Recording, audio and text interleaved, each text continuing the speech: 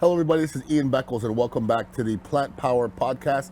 We're also webcast as well, and we have a fabulous show for you today, so don't go anywhere. But first, let me show some love to my sponsor, Curaleaf. I'm excited because I'm heading over to North Tampa on Saturday. They have a grand opening for a brand new Curaleaf at 19416 Bruce B. Downs. So on Saturday, it's going to be brand new opening up. So if everybody in that area looking for a dispensary, Curaleafs are popping up absolutely everywhere. We have one right down the street here in Gandhi, and every time you turn a corner, it seems to be a Curaleaf around. So we have a lot of choices, and Curaleaf is my choice, and all I say is try them out. I think they treat people better than anybody else out there, and I'm at a lot of them. So go check out my people at Curaleaf. Now, they have a new strain coming out, Bubba Punch, and I've heard 3 people tell me I got to get on it. So Saturday, I'm going to the Curaleaf and Bruce B. Downs and grab me some Bubba Punch and get right, all right?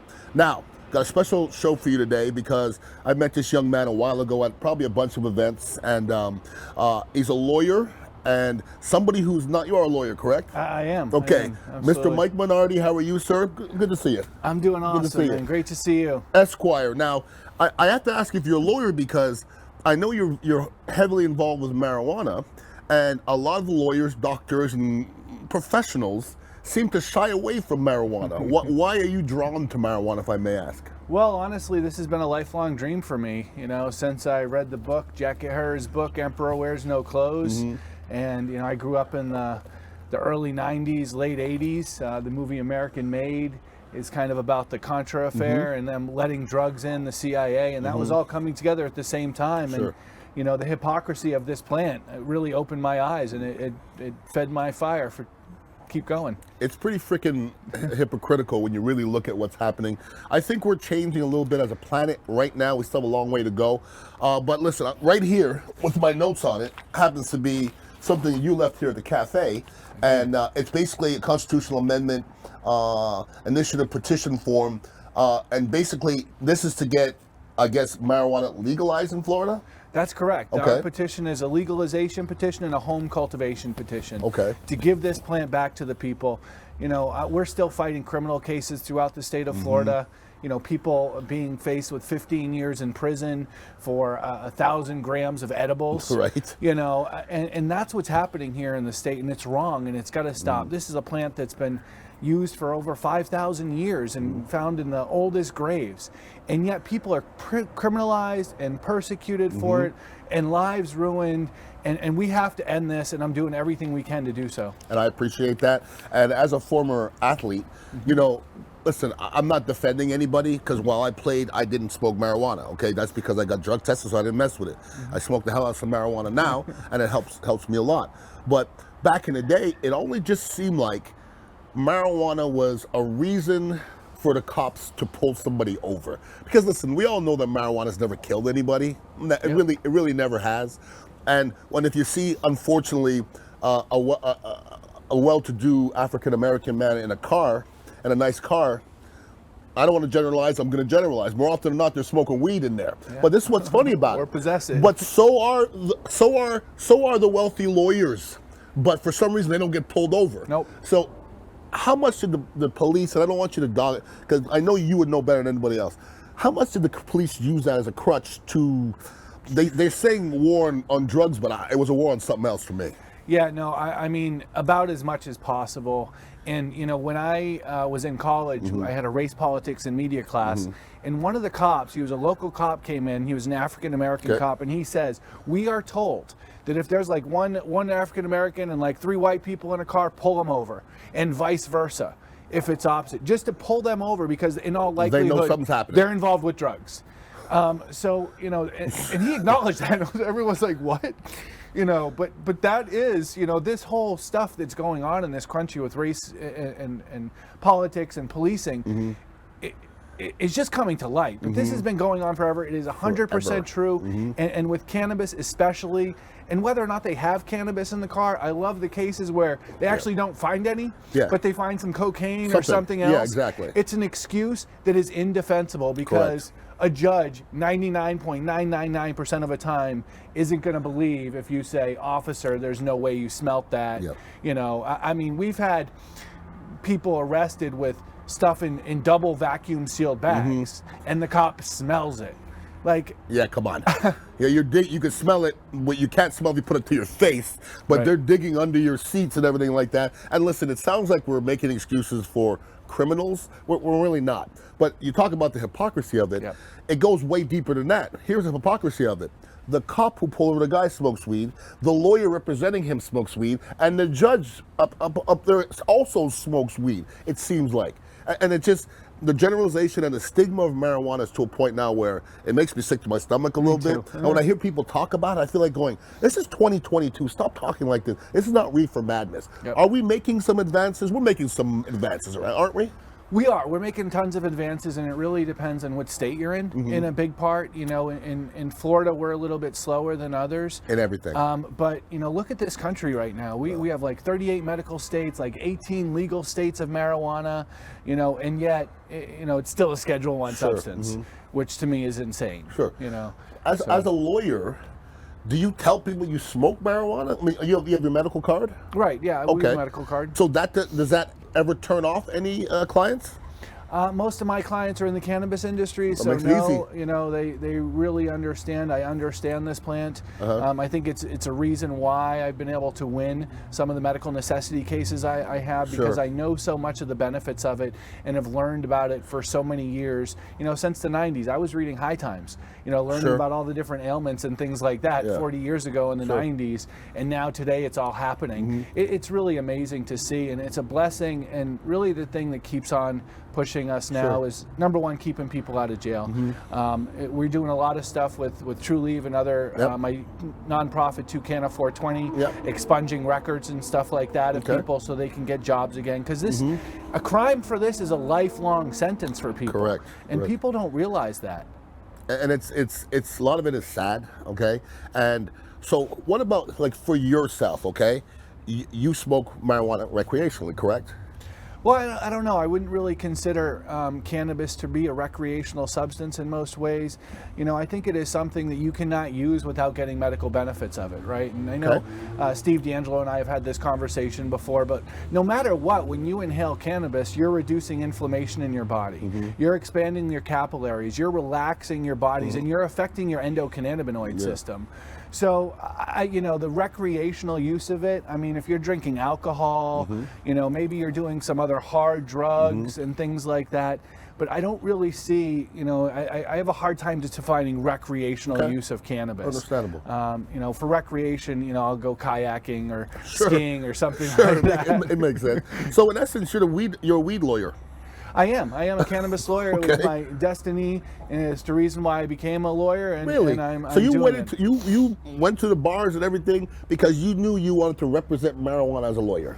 I wanted to legalize it and end the stigma on it, and help not only, you know, the criminalization of cannabis as a substance, but also the hemp aspect of it. Because Okay. again, it started with Jack Harris' book, so Sure. I am a believer in hemp, and I'm just ecstatic about what's going on around this country right now, and I still think we're at the beginning points of that, you know, that we're just touching the surface of what hemp can do. Absolutely. But I'm a whole plant person. I believe in the plant as a whole in all aspects. But yeah, absolutely I am.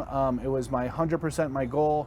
And I believe in it, and I'm lucky enough to be able to live it and to be able to help out so many people in this state, and the patients that you help and the patients that you see every day Sure. that get the medical benefits of it, that are doing things that they could never do before, I think is the most amazing thing that continues to push me and understand that we have to keep fighting for it.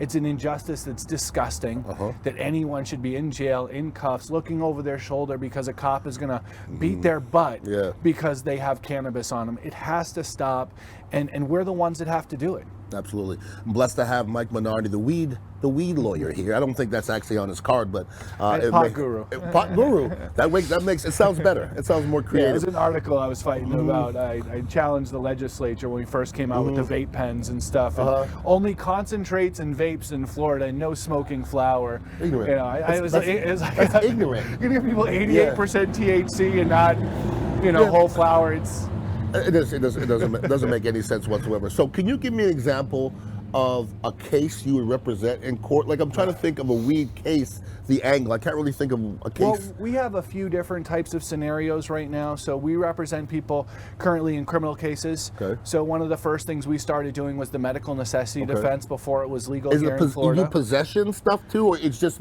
people trying to get into the business or everything? No, possession, trafficking, so criminal offenses, absolutely. Sure, yeah. You know, that's what we started with, and that's really what I've had the greatest success with throughout the country.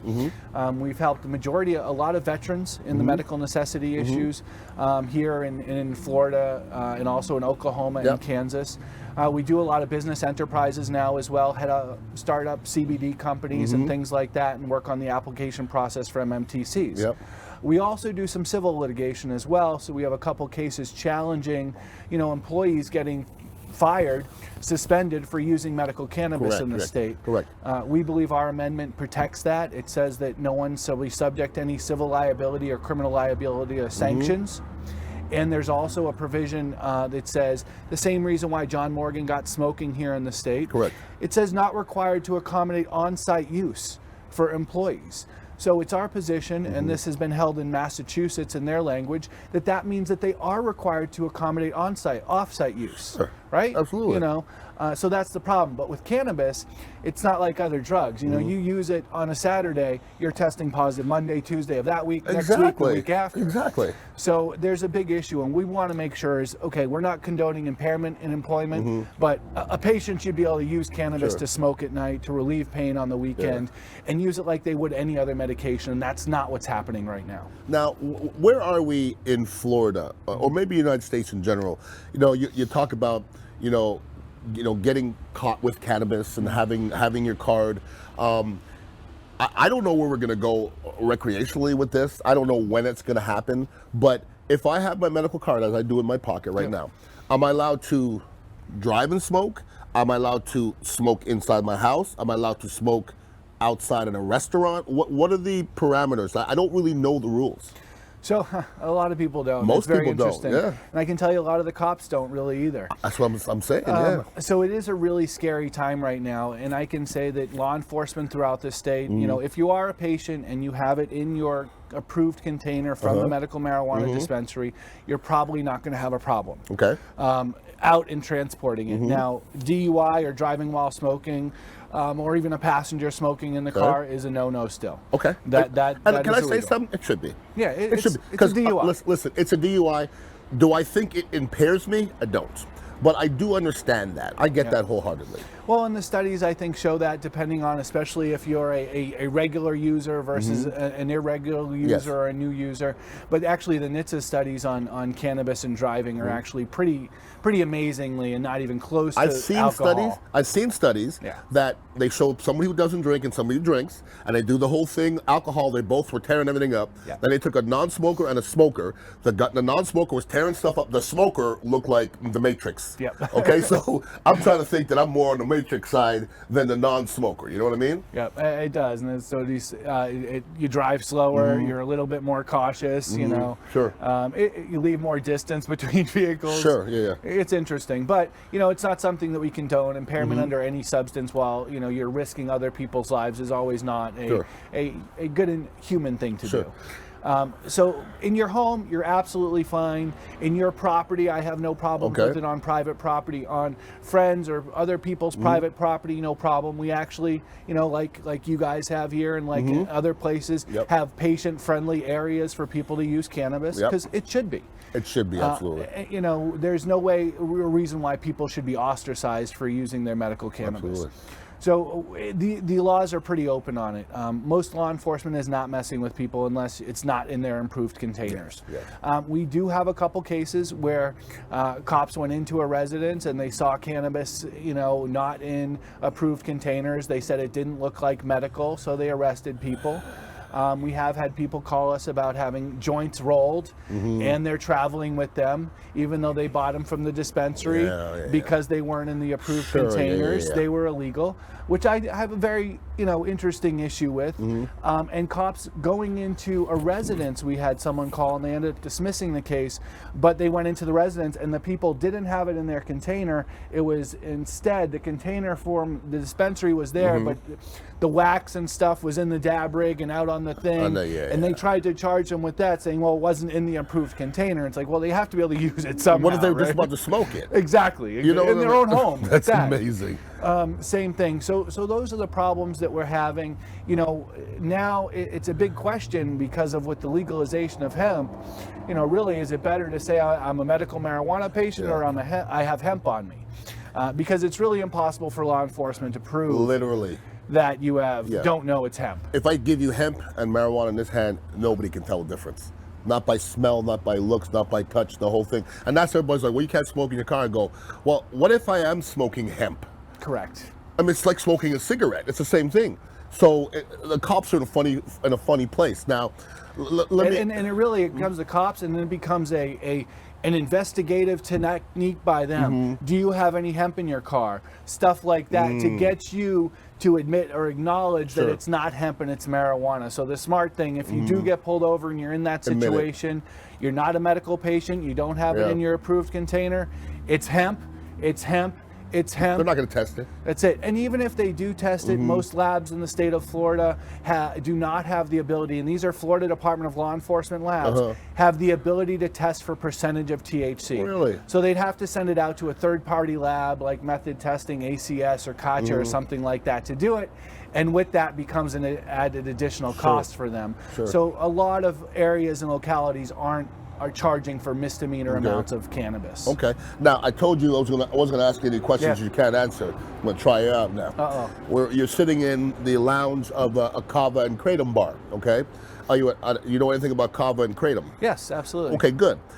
They've been messing with Kava and Kratom for quite a while now. The name of this podcast is the Plant Power Podcast. Yes. This is from a plant. Kava is from a plant. Marijuana is a plant. Why are they going after plants, especially the plants that do good things for you if done the right way? Hold on, they do good things for you done the right way.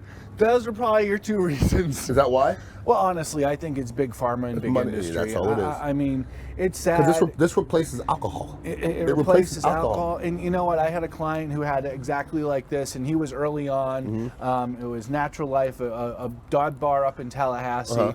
And so it was kind of cool. He provided a volcano. He provided little puffcos, for people to come in. They could do a gram of flour. They could get wax of CBD, of course, at the time. And it was great. We were sitting in there one day, and there were a couple girls in there, and they were like, "This place is great. There's no drunk guys hitting on you." And it was just like, "That's right. Like, that's exactly right." And this should be.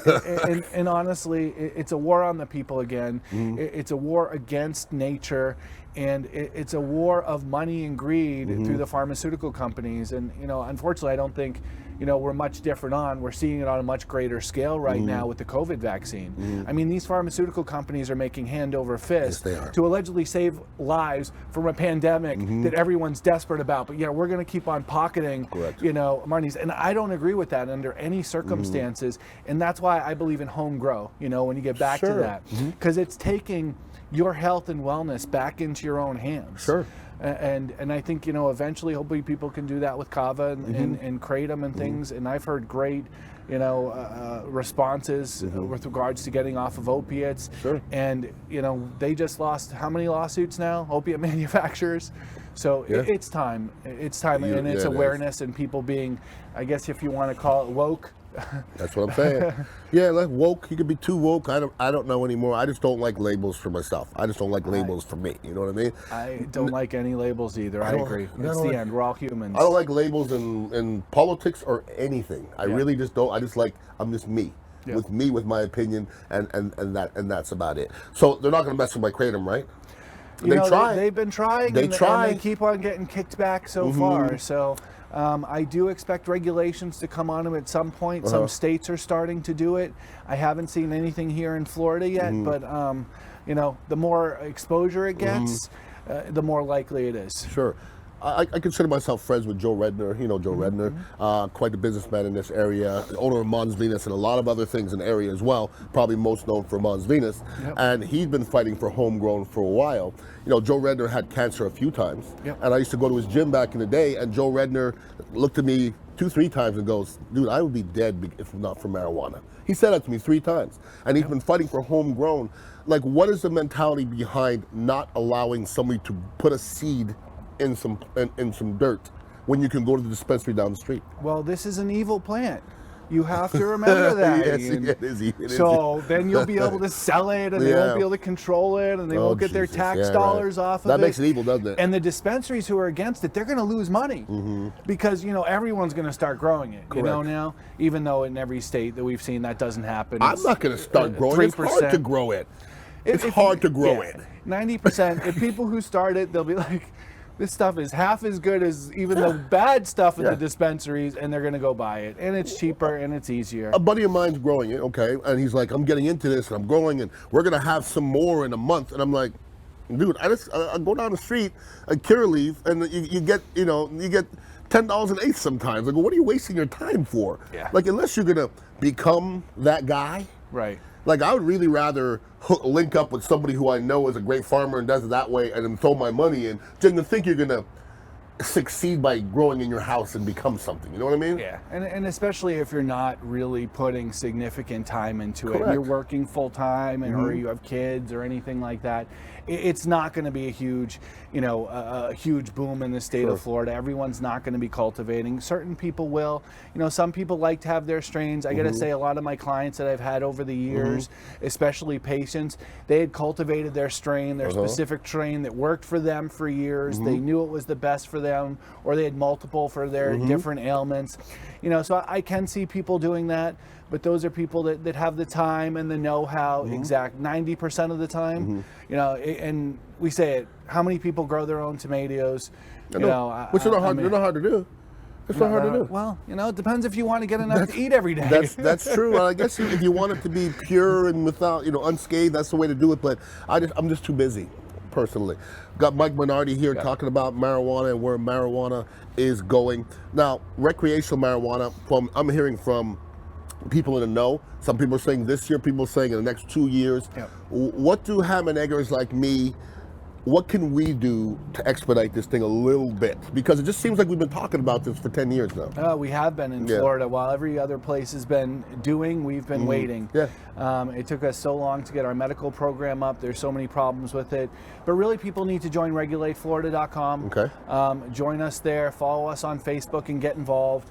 We're in a lull right now because petitions season is kind of ending. The Division of Elections has the end till the end of the month to tally all the petitions we've sent in. We're hoping that we'll be somewhere, have a decent amount. We don't think we're going to be able to. What's your goal?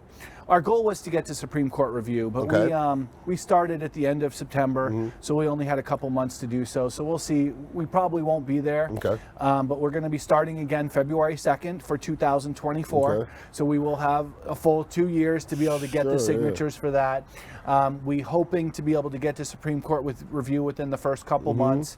We have paid petitioners. That's waiting. All signatures? Yep, all signatures. Just the amount of signatures you get? Correct. And what is the number? Because I see some of your people everywhere. At a lot of the cannabis events, your people are there. I mean, what number are you looking for? So, to Supreme Court review, we need 225,000, right? So, and then, for to get it on the ballot, we need 1.2 million if you create the error rate in there, about 891,000 valid. So 1.2 million. We luckily still have a significant portion of funds that Trulieve donated and Sunshine Cannabis donated. So we're going to be kicking off February 2nd. That day, a bunch of events going on in Florida, and we'll have paid petitioners out on the street and be in all the Trulieve stores again and start going again and really pushing hard this time and with the timeline to be able to do it. So we're excited about it. So people want to get involved. Sign the petition, regulateflorida.com. We need volunteers, we need donations, and we need man hours and people to help us get out there at events and, just get the word out. Well, you're becoming one of the voices for marijuana, and I like to be myself. And,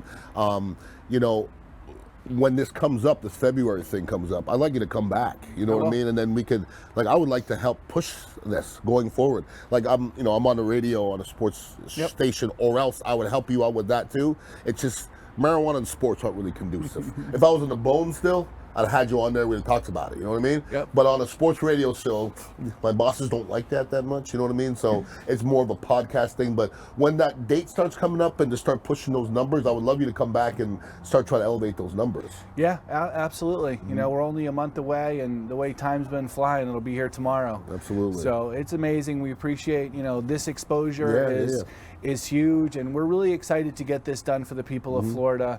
And really stop the arrest of people and the harassment of people for the odor of cannabis. And we know we can get it done. The people of Florida want it. You brought up John Morgan, I brought up Joe Redner. Who are some of the other big name advocates in this area for marijuana? I can't think of too many more. Honestly, no, there's really not.